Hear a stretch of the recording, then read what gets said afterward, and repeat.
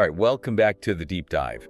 We always love getting your suggestions for source material to dig into, and you guys have sent in a ton of requests for Dave Ramsey stuff. Yeah, it's incredibly popular, and for good reason. I mean, his approach to personal finance is, well, pretty impactful for a lot of folks. So we're going to tackle the Total Money Makeover workbook today. We're going to go beyond just like skimming the surface, Right. Not just basic budgeting tips, but like getting to those core principles, really understanding the actionable steps so you can actually take control. Exactly. It's Yeah. all about building that lasting financial well-being, right? Like really taking ownership of your financial life. It is, and that's really the heart of what Ramsey is all about, that financial fitness idea, and we're going to help you figure out how to apply it. Perfect. Let's okay. jump in. Now, the workbook doesn't waste any time, does it? It really starts by pushing you to think about, like, how you actually feel about money.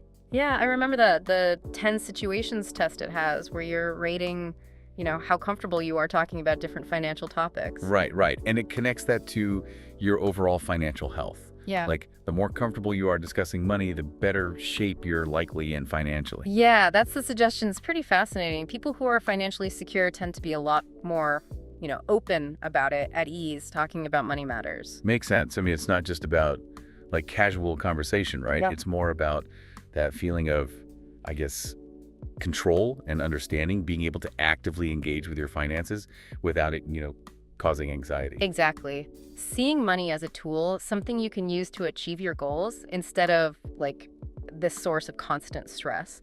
And, for our listeners, maybe that means pushing yourselves a bit. Start those financial conversations, even if they're a little uncomfortable initially. Yeah. Practice makes perfect, right? Okay, then there's that quick scared or smiling exercise, like a check-in on your current financial outlook. If you're mostly smiling, maybe you're already on the right track, just need a little fine-tuning. Right. Think of it as a spectrum. Those smiling statements, if you're constantly agreeing with them, could mean you have a good handle on things, just need some specific strategies. If those scared responses are hitting a nerve, though. That's a clear signal. You might need a full-blown money makeover, as Ramsey puts it. Exactly. All right, now here's where things get interesting. Key concept, #2. It's the whole idea that, if you don't actually understand how money works, what's the point of working so hard for it? Yeah, and it even dives into the author's own experience, right? Like facing bankruptcy, going broke. Yeah. That's pretty powerful. It is, and it emphasizes that point. It's not just about earning more. It's about actually grasping those core principles, managing your money effectively. Imagine trying to, build a house without understanding basic engineering. It's probably not going to end well. Not at all. The foundation is crucial. Okay, then the workbook really digs into this idea of taking personal responsibility. It uses that analogy, like a fitness coach, right? Asking you, what are your goals? What have you tried? Right. That my money problems, my part in this was exercise. It lists all those external things you might be tempted to blame. That's the point. It's challenging you. Look inward, what's your role in your current situation? Acknowledging your part, not just blaming external stuff. That's how you actually empower yourself to make changes. Stop feeling like a victim. Become the driver. Exactly. Take control of your financial future. All right, so that leads us to key concept, #3. Probably one of the most well-known things from Ramsey. If you will live like no one else now, later you can live like no one else. So powerful. Yeah, that delayed gratification, right? Like choosing to make those sacrifices now, maybe living more intentionally. It's all for that greater freedom later. Exactly. More choices, more financial security down the line. Yeah, it's a trade-off, but the workbook argues, pretty convincingly, that it's worth it. Worth the temporary discomfort for the long-term payoff. Now, we've got to talk about willingness to change because, well, that's huge, isn't it? And the workbook even brings in this Mintel survey, I think it was, showing that a lot of people, while they know healthy living takes sacrifice, they still struggle. Yeah, I remember that. Really interesting. And then the willingness to change exercise, with those contrasting statements, like, do you like change or hate change? Right. Are you willing to do without, or would you rather just deal with money problems? Right. And it's making a direct parallel to physical health. Like, you want to transform your body. You have to transform your habits. Same with your finances. It's all about being ready for that initial discomfort, knowing it's leading to something better. It's that commitment, right? Yeah. And the workbook doesn't sugarcoat it. It basically says, look, if you're not willing to make those changes, even if they're a little painful in the short term, this whole money makeover thing, it's probably not going to work. Yeah, it's a reality check. Lasting financial improvement isn't some quick fix, you know. You have to be willing to change your behaviors, even if it's a little uncomfortable at first. And it makes a really good point that financial fitness isn't always outwardly visible, Yeah. right? Like, you can't always see someone's debt just by looking at them. Oh, that's so true. Poor physical health, you often see the signs. But someone struggling financially? Yeah, they can hide it pretty well. That's why those self-assessment tools are so important, getting that honest before picture. Like exercise #7 with the financial fitness scale. Exactly. You need that baseline to measure progress, right? Speaking of before pictures, that story of Sarah and John, that was pretty eye-opening. They seemed fine from the outside, but man, they were really struggling underneath the surface. Right, they had good income, but their spending habits, yikes, they were living beyond their means. And it took that job loss for them to actually face it. To confront that financial fat, like Sarah called it. But they made some drastic changes, right? Yeah, they went down to a single income, switched to a cash-based system. That was their turning point, going from denial to really knowing their situation. And they got there, right? Paid off debts, built their emergency fund, lowered those monthly expenses. It's proof that taking control, having that clear plan, it works. It's a powerful reminder, you know? It's about facing your reality head on, making those tough choices, working together towards your goals. Like Sarah said, we know where we are, where we're going, and how we're getting there. That's financial peace. So after that kind of wake-up call, the workbook really dives into the nitty-gritty, calculating your net available cash, looking at your bank balances, getting that clear snapshot. Yeah, it's about those foundational things, right? Mhm. Knowing the difference between what's coming in and what's going out and how much cash you actually have available to work with. Like, Yeah. knowing your starting point before you can plan a route. And then there's that question that really gets you thinking. How many days could your family live if one income just disappeared? It uses those examples, person A, B, and C, and it's pretty stark. Yeah, it really throws that financial vulnerability into sharp relief. How quickly would your reserves dry up? It emphasizes the need for that emergency fund, for having a solid foundation, You have to be prepared for those unexpected twists and turns. Absolutely. And to drive that point home even further, the workbook throws out even more hypotheticals. Like, what if there's a long-term illness, a serious accident, an early retirement offer? It's about thinking beyond the day-to-day and considering those potential life-altering events, building that financial resilience, being able to weather those unexpected storms. All right, and then there's the story of Jim, who thought debt consolidation was his quick fix. Oh yeah, Jim. He thought he could just, borrow his way out of his financial troubles. That idea that you can just kind of shuffle things around. Right, but it didn't actually solve anything, did it? He didn't change his spending habits, and he even tried to use his truck as collateral, a depreciating asset. Yeah, that was a rough one. But it's the common misconception, people thinking debt consolidation is like this magical solution. And Jim's story really emphasizes that you have to be smart about money, understand what you own and what you owe, before you can even start to make real progress. And he eventually got there, right? Deferring loans, paying down that credit card debt, rethinking his priorities. Yeah. And that leads into exercise #12, which is all about listing your assets and liabilities. Exactly. It's about clarity. Knowing your starting point, becoming financially savvy, it's that foundation for making informed decisions, moving towards, a healthier financial future. Right. And all of that groundwork culminates in exercise #13, that before picture snapshot. No sugarcoating, just a raw look at where you stand financially. It's like, taking that honest before picture when you start a fitness journey. It's not about judgment, it's about awareness, setting the stage for progress. No shame, just acknowledging your starting point. Okay, so then the workbook shifts to this really powerful idea. It's first, stop the bleeding in your personal finances. It even uses that medical analogy, like you can't heal if you're still losing blood. Such a good analogy. It's about stopping those bad money habits, right? Debunking those myths surrounding debt and money. It's fighting that I want it now mentality that's everywhere. It's tough to resist, though, but we've got to tackle those myths head on. So let's dive into section 2, debunking debt myths. It starts with exercise #15, that true-false quiz all about debt. Let's go through some of those common beliefs. First up, everyone has car payments. What do you think? All right, well, based on Ramsey's principles, that would be a big fat false. Might feel like the norm, sure, but it's definitely not a necessity, and it's not what you see with people building real wealth over time. Right. Okay, what about this one? Debt is a tool. Is that true? Again, false, at least for the majority. Yeah. In very specific calculated situations, sure, debt can be leveraged like a really well-researched business investment, maybe, but for most people, it's more of a burden than a tool. A burden that can really weigh you down. Okay, last one for this round. Having student loans, making those payments, helps your credit rating.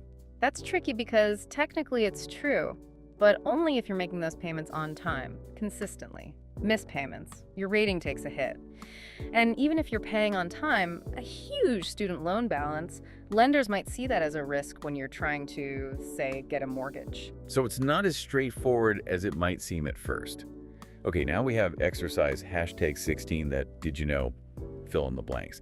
And it brings in some pretty interesting perspectives, like historical ones. For example, in 1910, the Sears catalog stated, "Buying on blank is folly." Do you remember what goes in the blank? It was credit.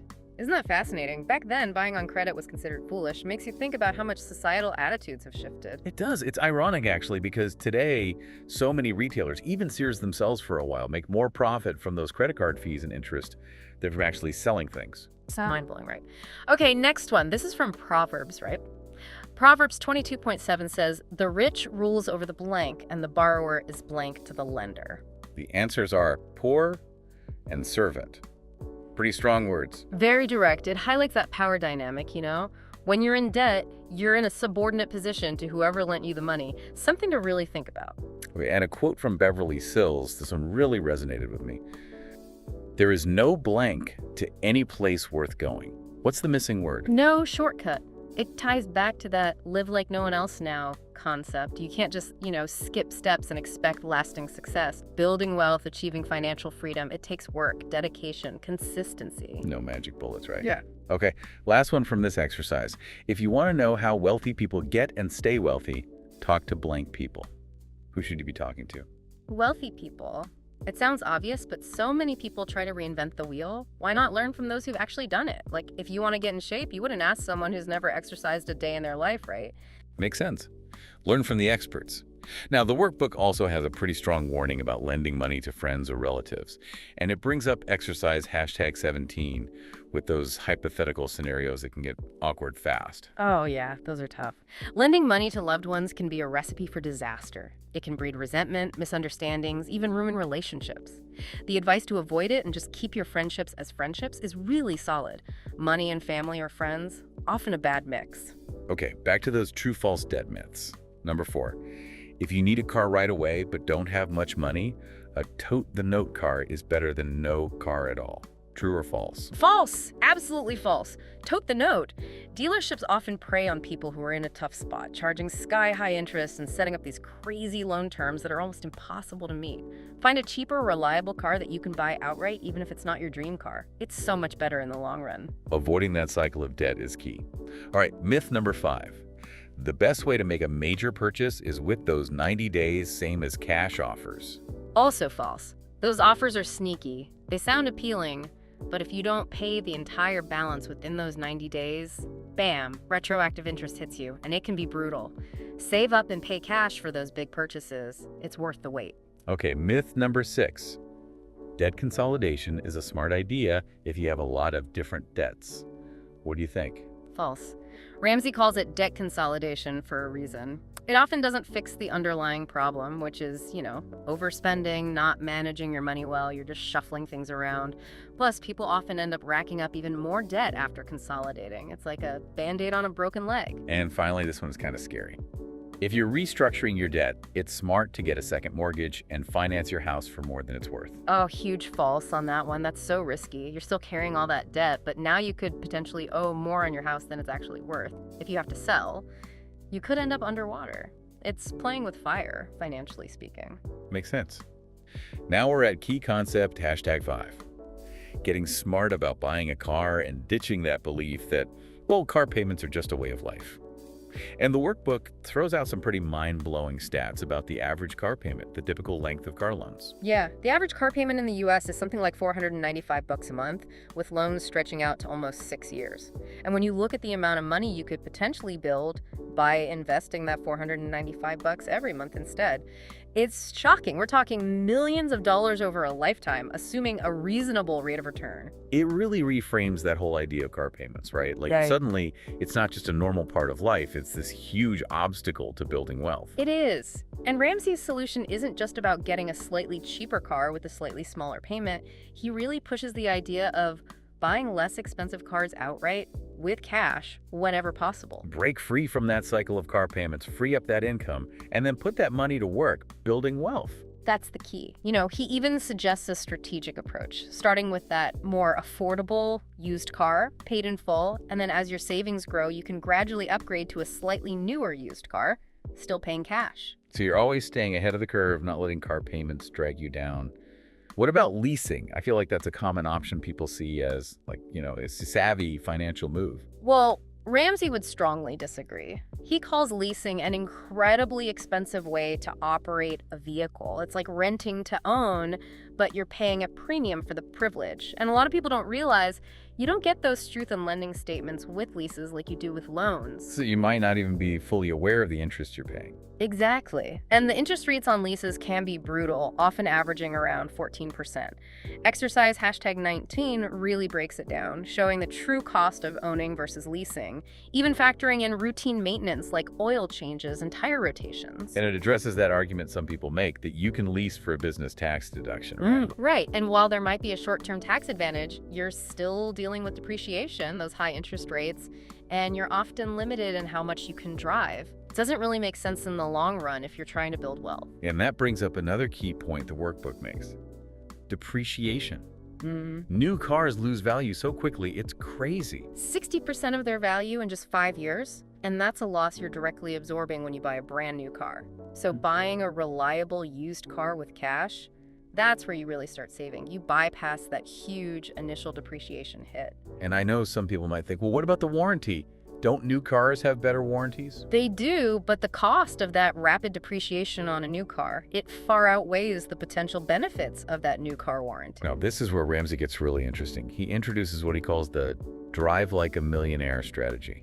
Which sounds counterintuitive, right? It's not about buying a fancy car. It's about starting with something very affordable, maybe even around $6,000, a reliable used car, and then taking the money you would have been spending on car payments and investing it consistently. And over time, what happens? You're not just driving a decent car, you're also growing your wealth significantly. Eventually, you can upgrade to a newer used car, still paying cash, and your investment portfolio. It's probably looking pretty healthy. It's the ultimate long-term play. And Exercise #20 actually highlights the fact that the average millionaire buys a 2-year-old car and doesn't have any car payments. It's about making smart choices that align with your long-term financial goals. Delaying gratification for that bigger payoff down the road. Okay, next up is key concept #6. Getting smart about credit cards, understanding that they're basically loans, and Ramsey's stance on credit cards is pretty clear-cut. He's not a fan. So let's debunk some of those common credit card myths from Exercise #21. Myth number 1. You need a credit card to build good credit. True or false? False. You absolutely do not need to go into debt to build credit.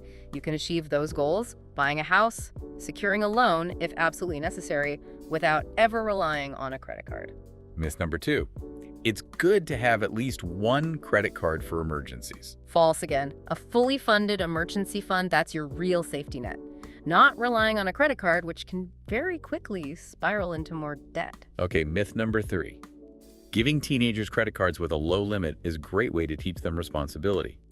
What do you think? I think Ramsey would say, why teach them about debt in the first place? Teach them to save, to wait for what they want, to pay with cash. Right. That's true financial responsibility. Makes sense. All right, myth number 4. As long as you pay your credit card balance in full every month, it's basically free money. Does that hold up? Well, it sounds good in theory, but the reality is most people don't pay their balance in full every single month. And studies show that people using credit cards actually spend more overall than those using cash. It's not as free as it seems. Okay, last one for this round. Credit cards are a good way to rack up rewards points, cash back, airline miles, all that good stuff. This is where it gets tricky because, yeah, those programs exist, but they're not the path to real wealth. Millionaires aren't getting rich off credit card points. It's often the people who can least afford it who rely on those rewards programs, potentially putting themselves further into debt. It's not worth the risk. Now let's talk about key concept #7. Beware of those debt management ideas, particularly debt consolidation. Ramsey even calls it debt consolidation to emphasize that con. He's not holding back. It's because debt consolidation often doesn't fix the real problem, the overspending habits, the poor money management. You're just rearranging deck chairs on the Titanic. You have to address those root causes if you want lasting change. All right, time for some general money myths, and these are from exercise #23. Myth number 1, getting rich quick is easy if you just find the right secret formula. What are your thoughts? Oh, if only it were that easy. Sustainable wealth comes from applying tried and true principles. Working hard, saving diligently, spending wisely, investing consistently. No shortcuts, no magic formulas, anything promising unrealistically high returns with minimal effort. Run the other way. Sounds like a scam. Myth number 2, no need to worry about retirement until you get closer to retirement age. Nope. The sooner you start, the better. Compounding interest, it's like magic, but it takes time to work its magic. Waiting even a few years can make a huge difference down the line. Start early, invest consistently, and let time work its magic. Okay, myth number 3, you can get rich working a few hours a week selling some amazing wonder product. Unfortunately, no. Ramsey says he's never seen anyone build real, lasting wealth from these get-rich-quick schemes. You know those multi-level marketing things, they rarely deliver on their promises. Okay, moving on to life insurance myths from exercise #25. Myth number 1, term life insurance is a bad type of insurance to have. True or false? False. Term life insurance is the way to go. It's straightforward, cost-effective, pure protection. It provides that death benefit for a specific period, and it's usually way more affordable than those cash value policies. Okay, myth number 2, you should always hold on to any cash value life insurance policies you have. False again. While those policies do have a savings component, they're often expensive and don't provide as much death benefit as term life. You're often better off getting a separate term life policy and investing the difference on your own. And myth number 3, cash value life insurance is the cheapest type of life insurance. Another big false. Exercise #28 with that Bill and Joe example shows how much cheaper term life is for the same death benefit. And you can invest the money you save, potentially building up a lot more wealth in the long run. All right, now the workbook tackles this common belief that prepaying for everything, like funeral expenses, is a good way to hedge against inflation. It actually makes a distinction, saying pre-planning your arrangements. That's wise. But actually prepaying, not always the best move. It's because you're essentially locking up your money now. And exercise #30, with Sarah's example, shows how much you could potentially gain by investing that money instead of prepaying. You could be missing out on significant growth. Makes sense. And the workbook isn't shy about calling out those debt management companies, the ones you always see advertised on TV. It warns that they often don't fix the real problem, the underlying spending habits. Plus, they can sometimes charge hefty fees, which could just make your situation worse. It's about taking control of your own finances, not handing them over to someone else. Right. And it provides some clarity on bad credit, saying that negative stuff usually drops off your report after 7 years. 10 for Chapter 7 bankruptcy. And it calls out those credit cleanup companies promising to erase accurate negative info. Yeah, those promises are usually bogus. You need to understand your rights regarding your credit report. Be wary of anyone promising miracles. And it gives a specific warning about those middleman bill collectors, the ones who want electronic access to your accounts or post-dated checks. Yeah, don't give them that kind of control. Any agreements with bill collectors, get it in writing first before you send any money. And never give them direct access to your bank accounts. It's asking for trouble. Good advice. Okay, there's a short, simple Q&A that shows just how profitable those store credit cards are for retailers. It mentions that Macy's made 39% of their profit from their credit cards in 2016. Kohl's made 35%. Crazy. It's a reminder of how those store cards, with their high interest rates and fees, really benefit the stores, often at the expense of the customers. And to wrap up this section, exercise #31 asks you to consider, how much time have you actually spent planning for retirement? It's a good nudge, reminding us to actually prioritize our future financial security. It's so important, and it's often neglected, right? Taking the time to understand your retirement needs, putting a solid plan in place, that's crucial for a comfortable and secure future. Absolutely.